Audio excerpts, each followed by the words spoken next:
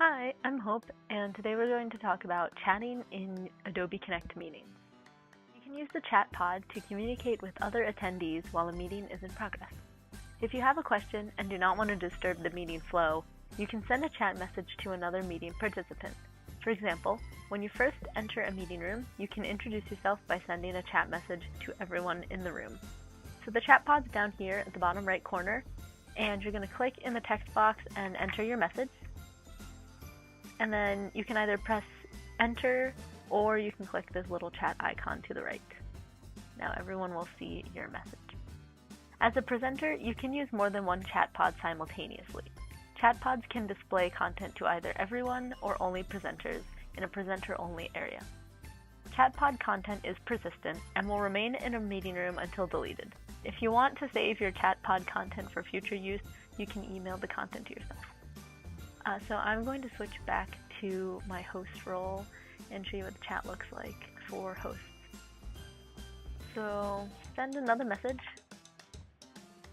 And over here for pod options, you can start a chat with all of the hosts. You can start a chat with all of the presenters. And then you can toggle between your different chats. If you're hosting a meeting, you can clear the chat pod for all attendees. Click the menu icon and select Clear Chat. This will clear the chat history for both you and all other participants. You may also want to disable private chatting between participants. Choose Meeting, and then Preferences, and select Chat Pod. So you're going to want to deselect Enable Private Chat for participants and hit Done. If you're a host, you can also set up chat notifications using the Connect add-in. These notifications will let you communicate with your audience while you're presenting and the chat pod is concealed. If an attendee sends you a message while you're presenting in full screen or sharing screen mode, a notification appears in the lower right corner of your screen. You can see the sender's name and the first few words of the message in the notification window. By default, chat notifications are enabled. If you don't want notifications shown, you can disable them from the Preferences menu. So go back to Meeting and Preferences, and then select Chat Pod again. And then underneath the private chat, we also have chat notification options, so you can select to disable them, to have them for 3 seconds, or to have them for 5 seconds. You can format chat text in the menu of your chat pod. Text size changes the size in your view only.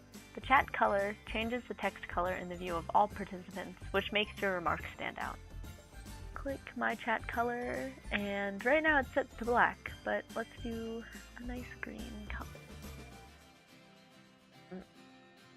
So now my message shows up in green, and that will show up for all of the participants in the chat. Show Timestamps is for hosts only and displays the date and time of chat entries.